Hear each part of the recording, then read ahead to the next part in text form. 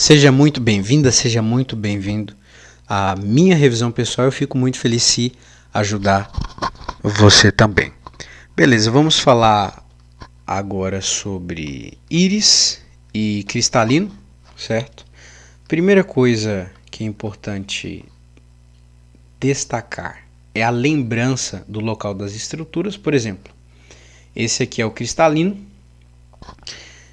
e esse aqui são as íris. A mesma coisa nesse desenho esquemático aqui, você consegue ver o cristalino, certo? E aqui em cima, ó, uma íris e aqui embaixo outra íris. Um ponto importante e interessante é que na parte anterior aqui da íris você vai ter a câmara anterior e na parte aqui, ó, posterior da íris você vai ter a câmara posterior. Vamos dar um zoom aqui nessa região para poder repetir a mesma coisa, mas com imagem diferente. Então você tem a íris aqui, você consegue identificar aqui, ó, o cristalino, certo? Aqui na parte posterior da íris você vai ter a câmara posterior e aqui na parte anterior da íris você vai ter a parte anterior. Detalhe, qual é o detalhe aqui que é bem importante? Na parte anterior você percebe um tipo de camadas, um tipo de epitélio, você percebe uma forma diferente. Agora na parte posterior você percebe uma forma que se diferencia da parte anterior. Poxa, bem simples isso. E aqui no meio, mais uma vez, você percebe que existe uma forma e uma imagem diferente da parte anterior e da parte posterior. Qual é o detalhe? O detalhe é que aqui você enxerga tecido conjuntivo frouxo. Entre a região anterior e a região posterior, você enxerga aqui tecido conjuntivo frouxo. Na região anterior, né? Aqui na região anterior, você vai perceber que não existe epitélio. Então, isso daqui é uma das principais características da íris aqui. Na região anterior não existe epitélio. Então, o que reveste a região anterior da íris? Fibroblastos e melanócitos. Então, na região anterior da íris, sem epitélio, vai estar revestido de fibroblastos e melanócitos. Na região posterior, aqui da íris, nessa região posterior, você vai identificar um epitélio duplo. Esse epitélio ele é pigmentado em ambas as regiões, nos dois epitélios, e além de ser pigmentado, eles possuem melanina. E essa melanina ela serve para impedir a passagem de luz. Simples assim. Qual é o epitélio da região posterior? Bem, esse epitélio duplo pigmentado com melanina que impede a passagem de luz, ele é um epitélio que não é nem só cúbico e nem só colunar. Então você vai dizer que é um epitélio que vai de cúbico a colunar. Então, essas são as regiões da íris. Entre elas, between, tecido conjuntivo frouxo, região anterior sem epitélio, revestido por fibroblasto e melanócito. Região posterior, epitélio duplo pigmentado com melanina que impede a passagem de luz e vai de epitélio cúbico a colunar. Mais uma imagem para reforçar a mesma coisa. Aqui você tem a íris, certo? Na região anterior não tem epitélio, fibroblastos e melanócitos revestem essa região anterior. No meio você tem tecido conjuntivo frouxo. E adivinha, na região posterior um epitélio duplo, ó. Você percebe aqui que é um epitélio duplo. Legal demais, show demais. E esse epitélio duplo, além de ser pigmentado, tem melanina, que impede a passagem de luz, e vai de epitélio cúbico a colunar, ou epitélio colunar a cúbico na região posterior da íris. Existe só mais uma coisa super importante para falar da íris. O que é? Você percebe aqui, né? Já uma diferença no tamanho da pupila, uma aumentada e outra diminuída. No caso, você pode identificar aqui nessas imagens uma miose e uma midríase. Poxa, isso daqui parece que ele está uma possessão, mas não é.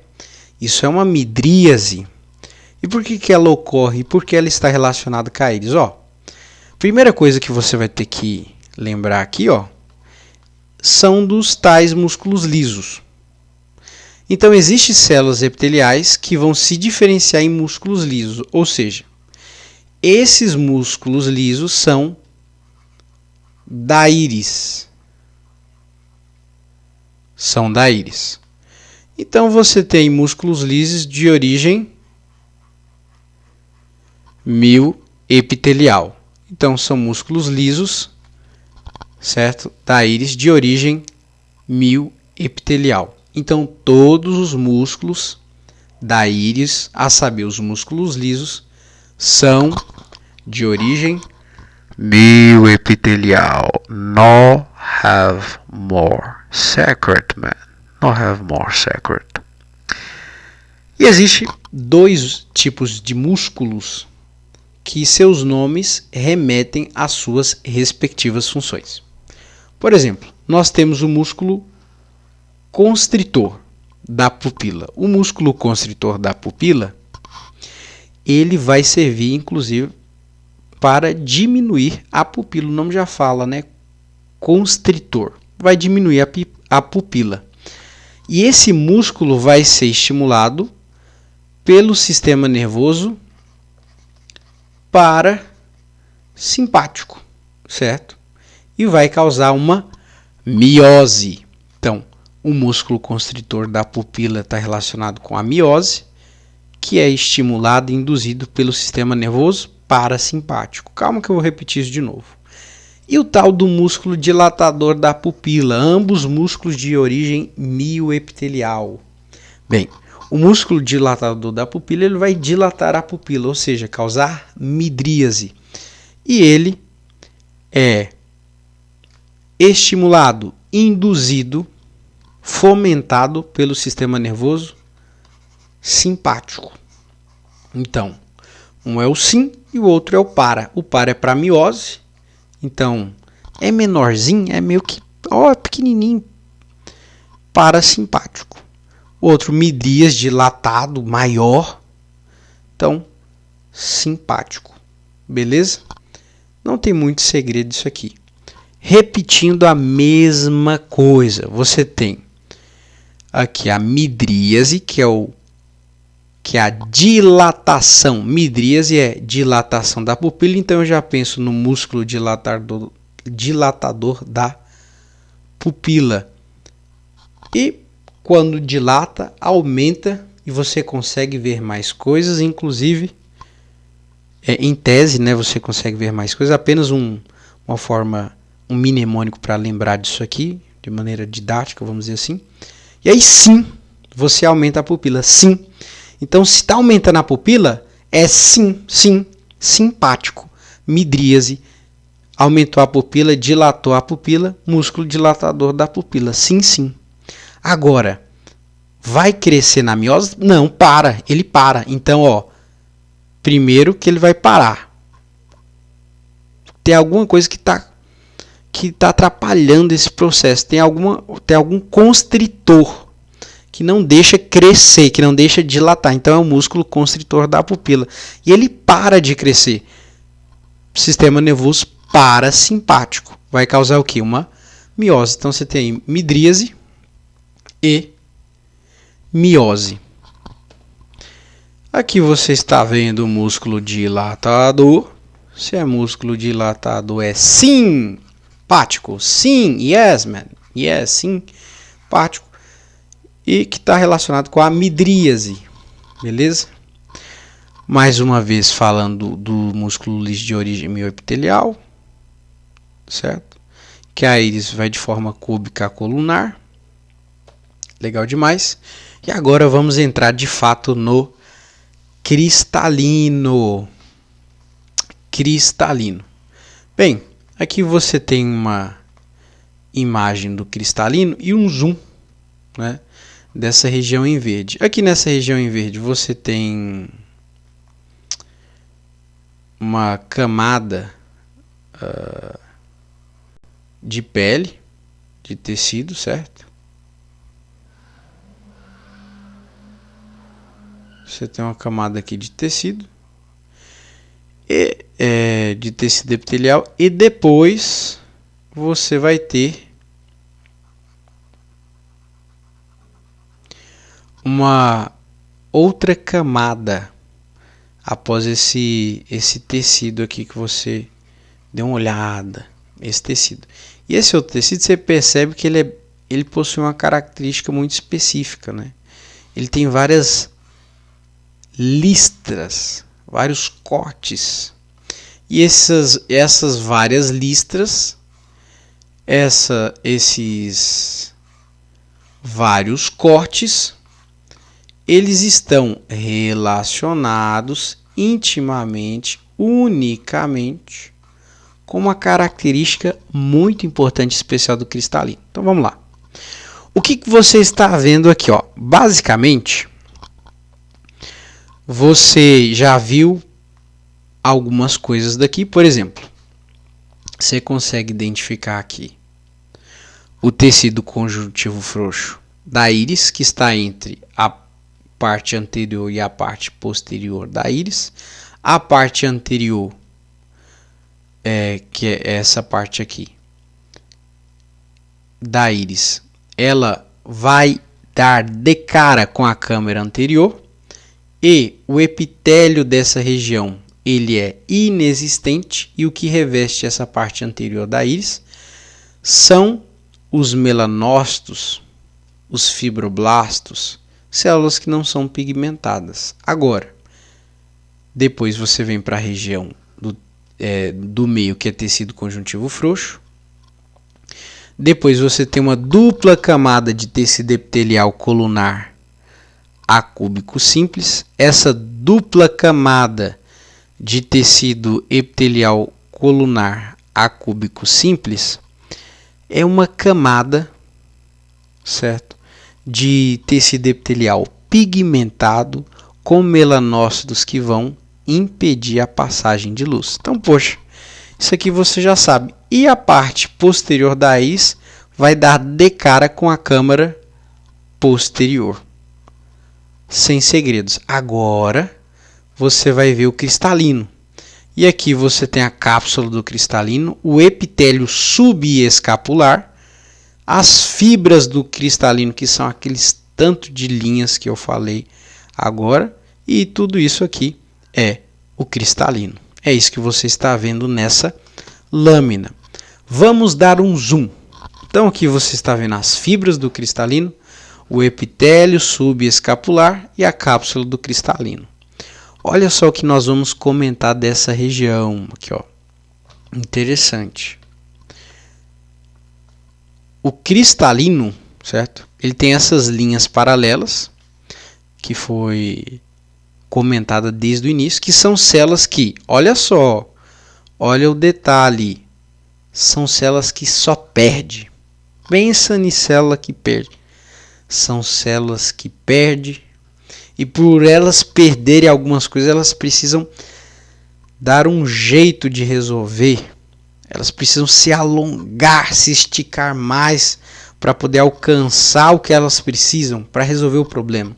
Então são células que perderam núcleo, que perderam organelas e se alongaram, dando origem às fibras secundárias do cristalino. Nós vamos falar sobre as fibras primárias e secundárias. Ambas as células perdendo núcleo, organela e se alongando, e vão dar origem tanto às fibras secundárias quanto às primárias do cristalino. Por enquanto, vamos dizer fibras do cristalino aqui. Há também um grupo de núcleos que vai caracterizar o epitélio cúbico simples. Esse epitélio cúbico simples, ele produz uma lâmina basal espessa que dá origem à cápsula do cristalino, chamada de epitélio subcapsular. Então, o que acontece? Um grupo de núcleos que caracteriza o epitélio cúbico simples, ele produz uma lâmina basal espessa. Então, um grupo de núcleos que caracteriza o epitélio cúbico simples, ele vai produzir essa lâmina basal espessa, que vai dar origem à cápsula do cristalino. Mas é importante dizer que esse grupo de núcleos, primeiramente, que você sabe que vai dar origem ao epitélio cúbico simples,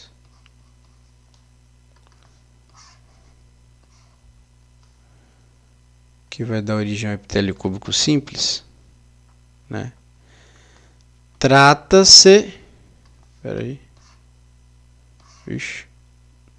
cúbico simples aqui, ó, tá desaparecendo. Que vai dar origem ao epitélio cúbico simples aqui, ele vai formar o epitélio subescapular, tá bom? Que é epitélio cúbico simples. E aí ele vai se delongar e formar uma lâmina basal espessa, que é a cápsula do cristalino. Mas primeiro esse epitélio cúbico simples vai formar aí o epitélio subescapular. Isso vai ser repetido aqui para frente. Então, por exemplo, repetindo as mesmas coisas, mas acrescentando uma informação. Nós temos aqui a cápsula do cristalino, que é uma lâmina basal espessa, certo? Então, na cápsula do cristalino, nós temos aqui uma lâmina basal espessa. Nós temos o epitélio subescapular. O epitélio subescapular, ele é um epitélio cúbico simples que produz a cápsula, tá bom? Então, vou repetir. A cápsula do cristalino é uma lâmina basal espessa que advém do epitélio subescapular, que é um epitélio cúbico simples que produz a cápsula, que é a lâmina basal espessa. Simples isso de entender? Do epitélio subescapular vai vir a lâmina basal espessa, que é a cápsula do cristalino? Sim, entendi. Show de bola.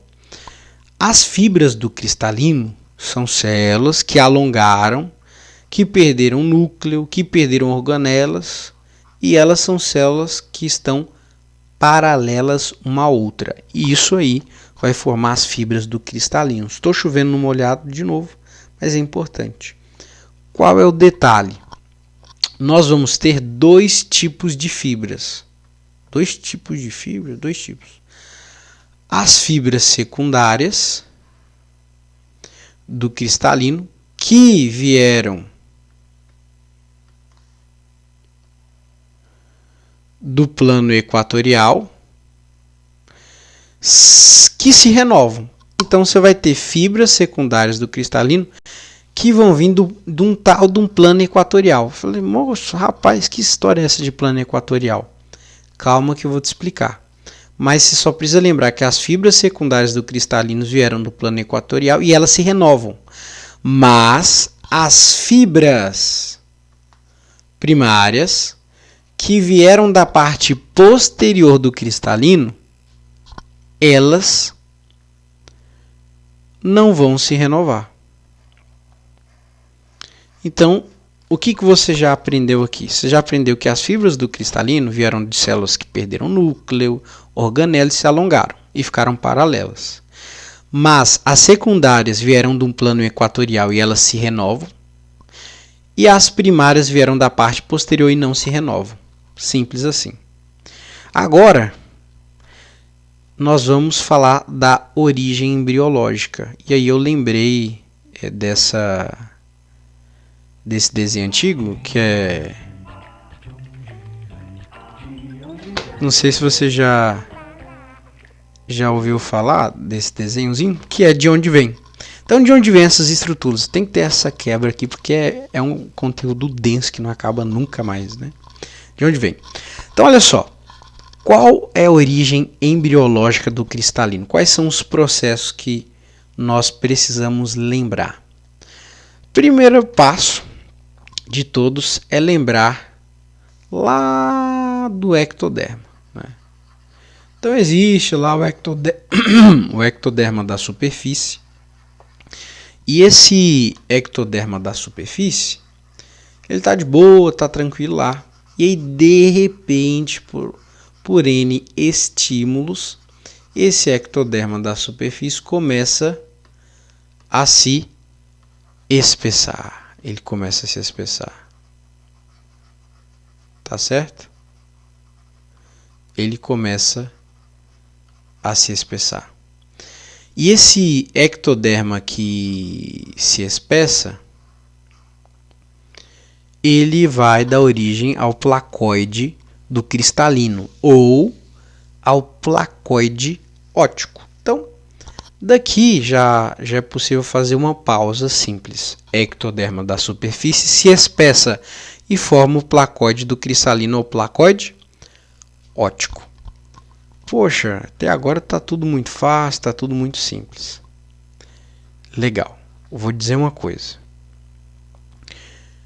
De repente, esse placoide do cristalino ou placoide óptico, ele afunda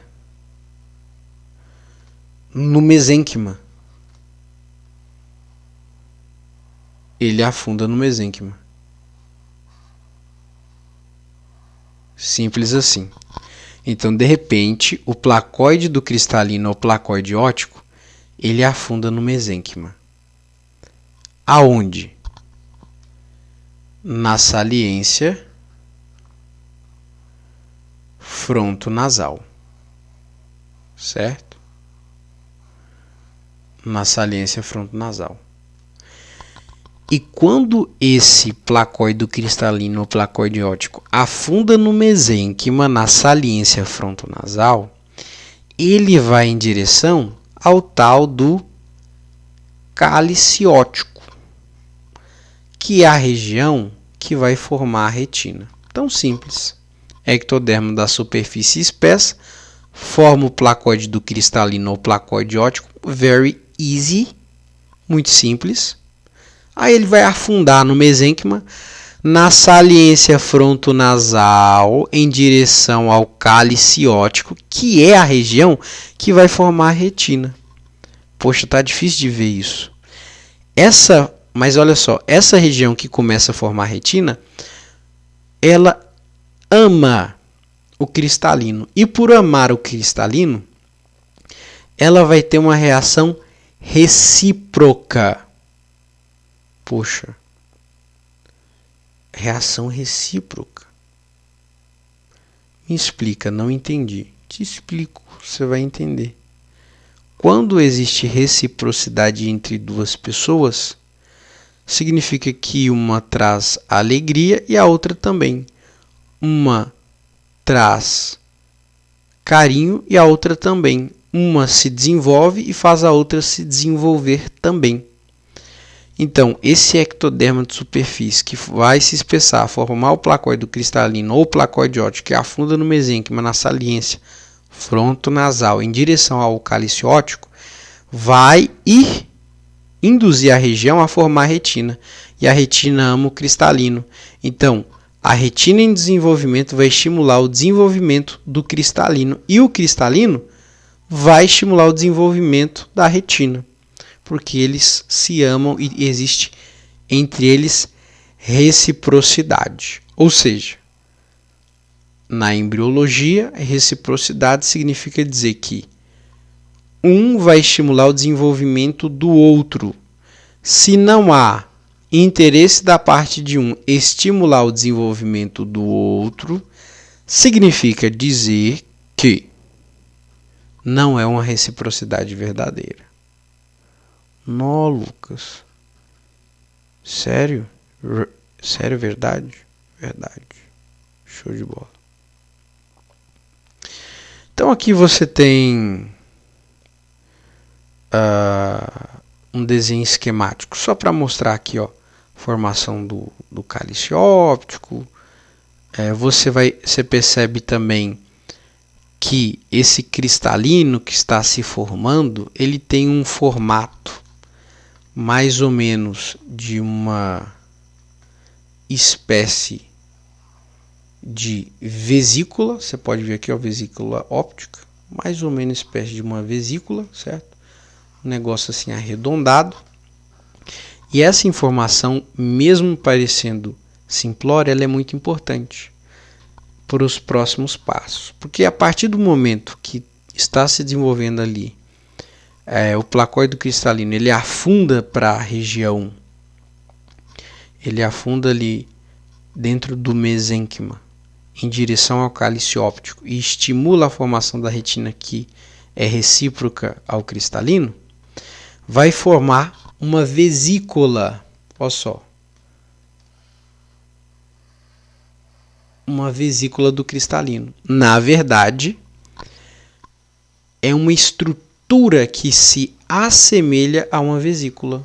Não é de fato uma vesícula. Então é alguma coisa circular que parece uma vesícula. Então o processo de desenvolvimento do cristalino se inicia com a formação de uma estrutura. E o nome dessa estrutura... e essa estrutura se assemelha a uma vesícula. Legal, poxa, tá fácil, tô entendendo tudo. Sim, não existe segredo. Acontece que o desenvolvimento do cálice óptico e do pendúculo começa também a acontecer. Enquanto a vesícula do cristalino está se formando, há um estímulo para formar o cálice óptico, que começa a se desenvolver.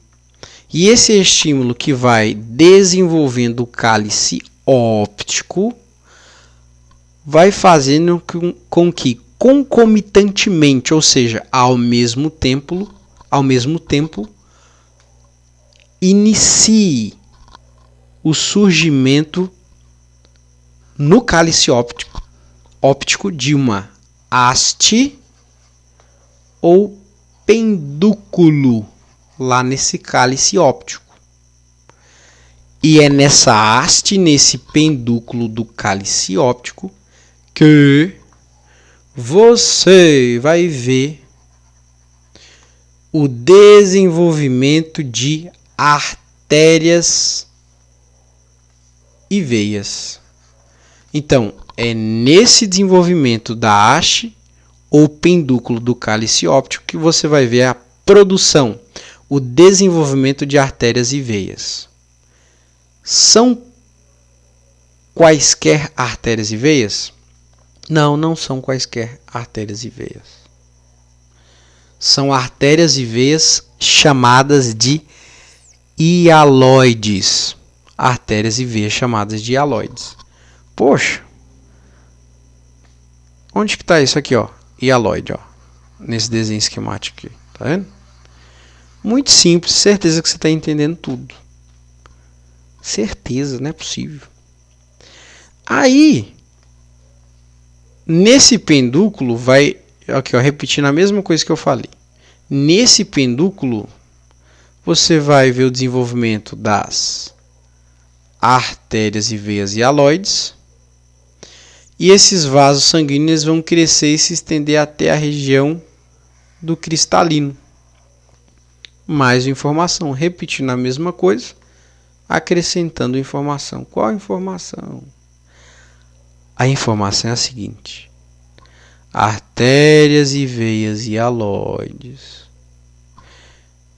são formadas a partir do pendúculo ou haste do cálice óptico. E esses vasos sanguíneos, certo? eles vão crescer e vão se estender até a região do cristalino. Tá certo? Eles vão se estender até a região do cristalino. Vou colocar aqui, ó, cristalino. Certo? Certo, show de bola. E o nome dessas veias e artérias que vão crescer até o cristalino se chamam hialoides. São os vasos hialoides.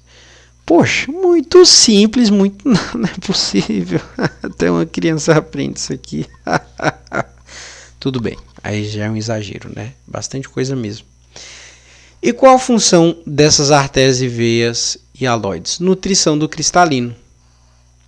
Então, as artérias hialoides chegam ao cristalino e dão origem a uma... Poxa, isso aqui é importante demais da conta. Dão origem a uma membrana vascularizada, que é do cristalino.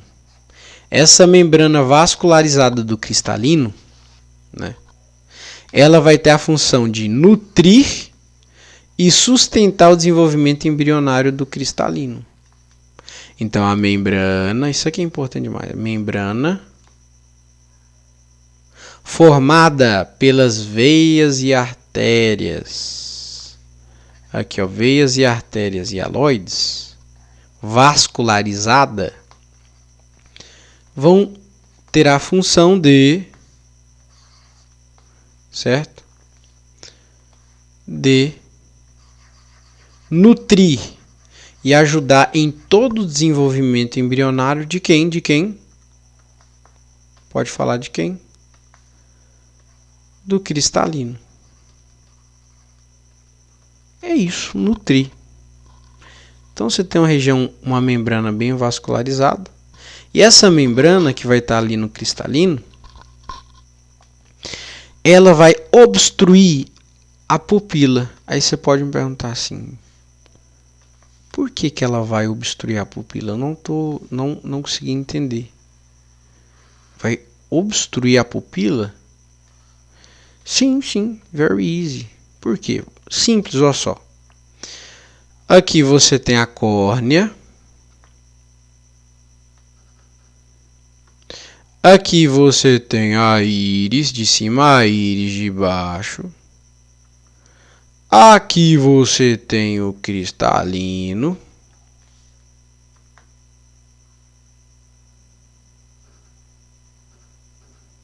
Certo? E, além da córnea, íris e cristalino,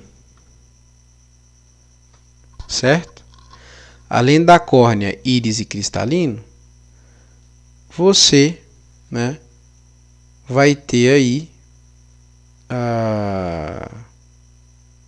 você vai ter aí nessa região aqui, ó, a pupila, certo? Esse de verdinho aqui você tem a pupila. E essa membrana que vai se formar das artérias hialoides, que vai ser utilizada aí para nutrir, né? Para nutrir o cristalino em todo o seu desenvolvimento embrionário, essas artérias e veias hialoides, elas vão acabar obstruindo essa pupila aqui, ó. Então, durante essa fase, olha só, durante a membrana vascularizada obstrui, claro que é temporariamente, a região da pupila, pois a íris ainda não está completamente formada. As extremidades da íris não se encontram. Você pode ver que tem uma íris que fica em cima e uma íris que fica embaixo. E justamente essa membrana aqui, ó, ela vascularizada vai contribuir para esse afastamento da íris. Legal. Então, nesse estágio, as células do cristalino continuam se diferenciando e evoluindo. A presença da membrana vascularizada é crucial para a nutrição das células em desenvolvimento até que a formação do olho esteja mais avançada. Então a questão aqui é nutrição do cristalino. Enquanto essa membrana vascularizada está lá, ela é muito importante para a nutrição do cristalino e todas as células daquela região ali, mas principalmente para o desenvolvimento embriológico do cristalino. Como essas células do cristalino estão se diferenciando? Boa pergunta. Como essas células do cristalino estão se diferenciando? Good question. É simples, ó. Essas células do cristalino, elas vão se diferenciar por alguns meios que nós já conhecemos, certo?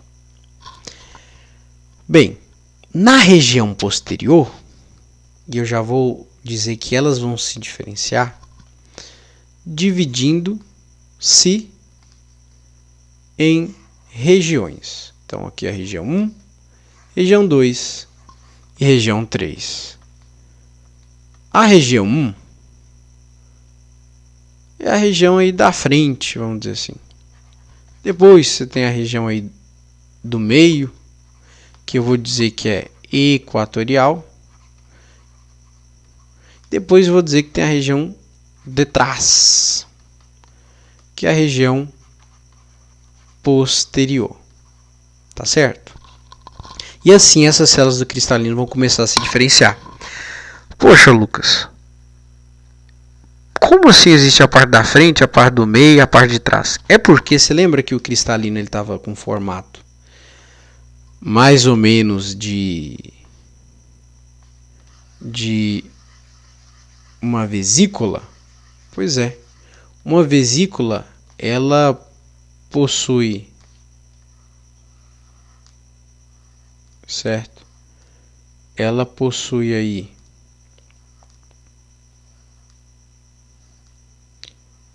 partes 3D que nós não conseguimos ver, ou seja, ela tem fundo, espaço. E aí você vai ter a região. Claro que estou explicando, eu sei que você entende, né? Mas apenas para alguém que está muito cansado, que está com raciocínio assim bem fraco, só para te lembrar que a vesícula ela possui aí as 3 dimensões. Pensa numa bola 3D. E aí nessa bola você tem a parte central, equatorial, você tem a parte aqui, ó, da frente da bola, certo? Você tem a parte que é de trás da bola, certo? E aí você tem você tem os nomes mais técnicos, né? Que nós vamos comentar, que é a parte anterior, parte equatorial e a parte posterior. Simples demais. Então vamos lá falar sobre a região posterior. E já estamos indo para o final da parte embriológica do cristalino. Na região posterior eu dividi em 5 partes iniciais. Primeira coisa, né? Você vai perceber a superfície do cristalino que é formada por células cúbicas, né? Então, a superfície do cristalino é formada por células cúbicas. Primeira coisa que você vai identificar. Pronto. Ah, mas eu já sei disso. A subescapular é células cúbicas. E aí vai ter uma lâmina espessa basal, que é a parte mais externa antes da subescapular, que é a parte que vai revestir ali o cristalino. Ah, eu já sei disso. Beleza. Não se esqueça disso. Segunda coisa, durante o desenvolvimento embrionário, as células cúbicas da região posterior do cristalino, ou seja, da parte de trás, elas iniciam a diferenciação. Então, falando da parte posterior, que é o que está em foco aqui, elas começam a se desenvolver. E essas células cúbicas, elas começam a se desenvolver de que forma? Aí é a terceira parte. Elas perdem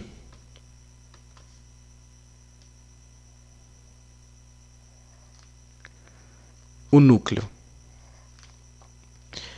Elas perdem o núcleo.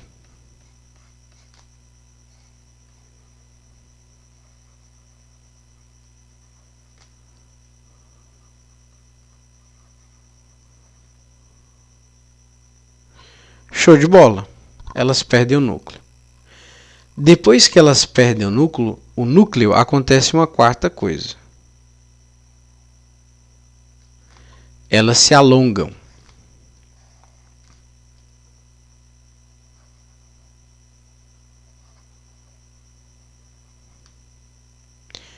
Show. E por fim, você tem aí o quinto passo, a quinta etapa, que é o resultado que você está esperando. A formação das fibras primárias do cristalino. Se você percebeu aqui, eu falei bem devagar um processo que eu já havia comentado. Basicamente, as células cúbicas que fazem parte daquela bola 3D, na região de trás, na região posterior, elas vão perder o núcleo e vão se alongar, formando as fibras primárias do cristalino. Qual o detalhe? Essas fibras primárias do cristalino não se renovam. Pronto, eu falei bem pausadamente, eu tenho certeza que você entendeu. É isso.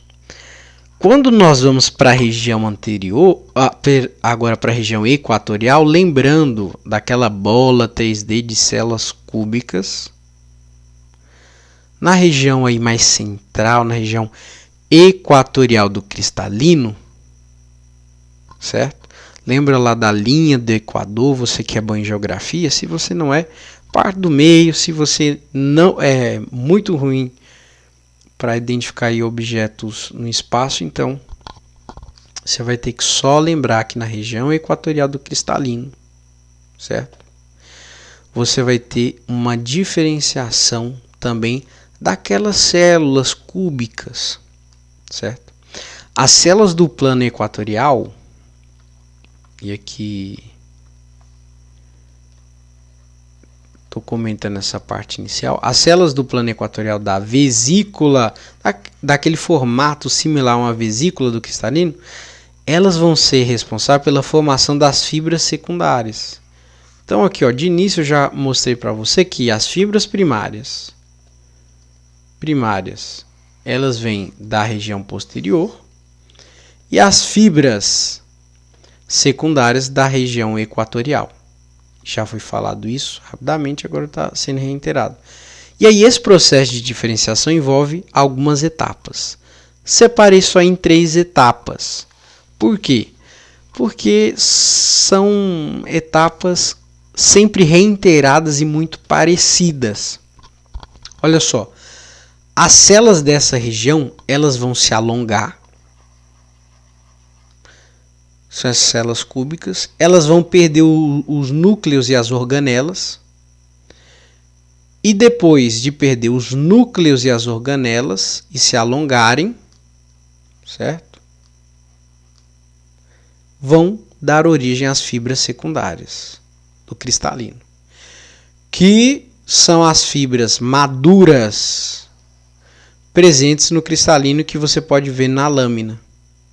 Então, aquela lâmina lá do início, tal, aqui do cristalino, as fibras que você enxerga aqui, ó, stand de corte, são as fibras maduras.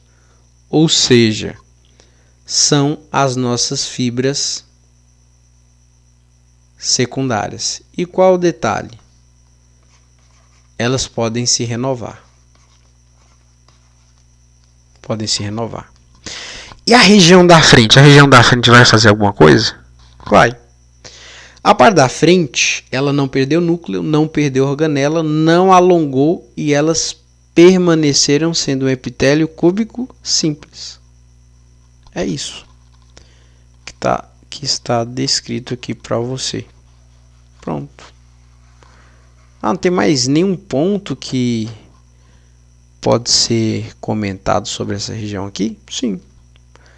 As células epiteliais vão produzir uma lâmina basal espessa, que vai dar origem à cápsula do cristalino, que advém também, claro, da subescapular, que é epitélio cúbico simples, né? Uma continuação dela que vai produzir essa lâmina basal espessa. Por fim, nós temos aqui algumas partes do desenvolvimento do cristalino que são extremamente importantes para a formação do cristalino. Eu vou começar aqui com o primeiro ponto, certo? E essas duas imagens aqui vão nos ajudar e muito. Você pode identificar aqui, ó, o cristalino. Esse aqui eu pintei de azul, aqui embaixo também é o cristalino, certo? Então, durante o desenvolvimento embrionário normal, desse processo de formar as fibras, você vai ter o desenvolvimento também da artéria hialoide, que é responsável por nutrir o cristalino. Show de bola. A artéria hialoide é responsável. Só que vai começar a ocorrer, olha a segunda etapa aqui, ó. Segunda etapa. Uma degeneração dessa artéria. Ela vai desaparecer. Só que é toda essa artéria? Não. É a região distal, ou seja, a extremidade da artéria hialoide que degenera. Então, basicamente, certo? Você tem aqui, ó, a artéria hialoide. E aqui, ó, você tem a parte distal, ó, da artéria hialoide, a extremidade, que está degenerando e vai acabar desaparecendo. E se isso ocorrer, nós vamos ter algumas consequências. Quais consequências? Ó, aqui, ó, número 3, presta atenção.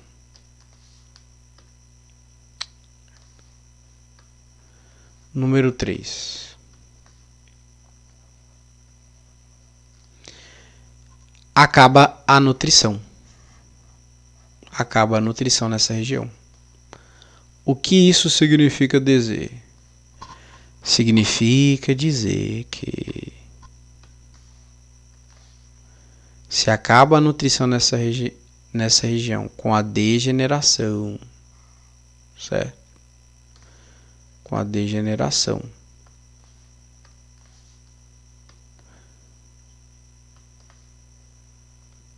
Essa parte da artéria aí, que é distal, ela deixa de nutrir o cristalino, deixa de nutrir aquela membrana vascularizada que nós conversamos, e essa membrana, essas artérias que precisavam ser vascularizadas para ter função, elas também começam a desaparecer. Então, ocorre a degeneração. Primeiro, acaba a nutrição. Quarto, por consequência, como resultado, aquela membrana lá que nutria para o desenvolvimento do cristalino, ela vai desaparecer e o cristalino se torna uma estrutura, olha isso aqui, ó, uma estrutura avascularizada, ou seja, sem os vasos sanguíneos hialoides, sem as artérias hialoides, sem as veias hialoides. Falei bem devagarzinho, não é possível. Certeza que você entendeu. Lá. Eu lembrei da musiquinha aqui de onde vem. E o que acontece? O que acontece? A porção remanescente da artéria hialoide, ela vai se transformar em uma outra artéria. E essa outra artéria é a artéria central da retina. Então, o que acontece? Essa artéria hialoide que degenerou na parte distal vai acabar com a membrana que possui vascularização, vai fazer com que o cristalino se transforme numa estrutura avascularizada, mas as artérias que não foram degeneradas, elas vão passar pelo nervo óptico, vão nutrir a região ali da retina, certo? E vão se transformar na artéria central da retina. Então, a porção remanescente da artéria hialoide se transforma na artéria central da retina, que ela tem uma função diferente e vital. Ela passa pelo nervo óptico e vai colaborar para a nutrição dessa região. Show de bola.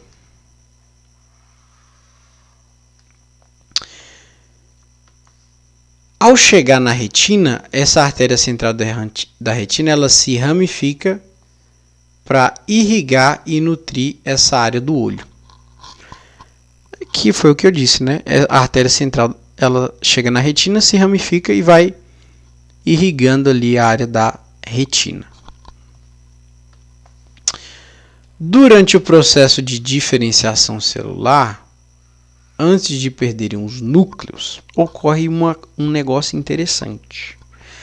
Você lembra daquelas células cúbicas, certo?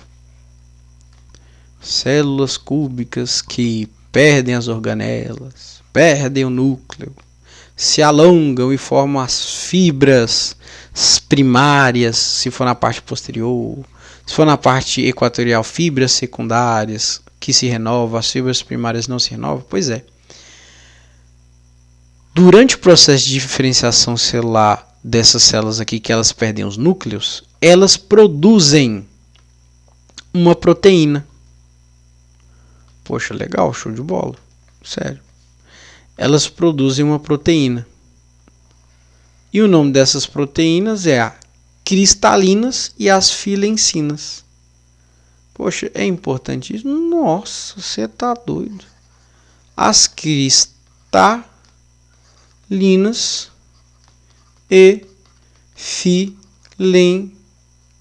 filencinas. Essas proteínas conferem ao cristalino a propriedade de ser translúcido.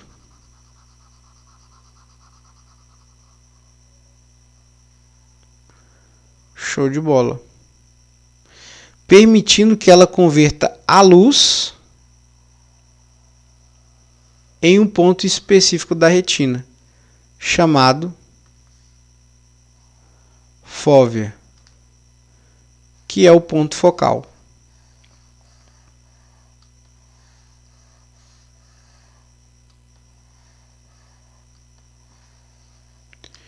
Então, é simples. Essas células vão produzir proteínas chamadas cristalinas e filencinas, que vão conferir ao cristalino a propriedade de ser translúcido. E aí ela vai colaborar, vai permitir que a luz ela se converte em um ponto específico da retina chamada fóvea, que é um ponto focal que vai colaborar para a difusão dessa luz, que vai em direção aí aos gânglios, certo? Que vai em direção aos cones, aos bastonetes, que vão ser interpretados e vão formar um potencial de ação por meio da rodopsina 1, que vai ser ativado formar rodopsina 2, formar um potencial de ação que vai ser levado essa informação da luz, que irá para o córtex primário lá da visão, que vai formar a imagem. Então, basicamente, essas proteínas são muito importantes porque elas vão colaborar aí para que o cristalino seja translúcido e converta essa luz em um ponto específico da retina chamada fóvea, que é o ponto focal. Agora, e se essas proteínas não existirem? Ou pior, e se essas proteínas, as cristalinas e as filencinas, se as cristalinas e filencinas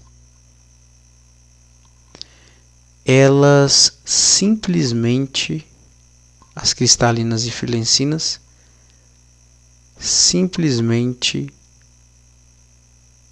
começarem a se liquefazer, por exemplo, com a idade. Isso vai resultar num olhar opaco, vai acabar com o translúcido e o olho vai começar se tornando opaco, semelhante a essas imagens.